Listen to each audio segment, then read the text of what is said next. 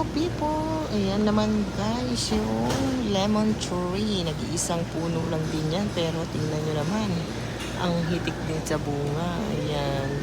Kulay verde pa kasi di pa panahon. Malapit na yan mga bandang November, October din yan.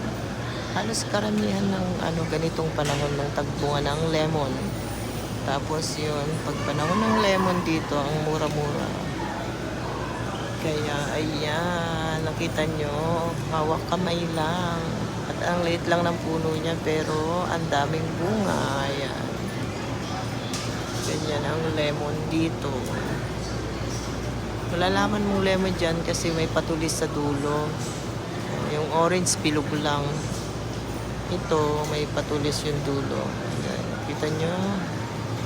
Ganon.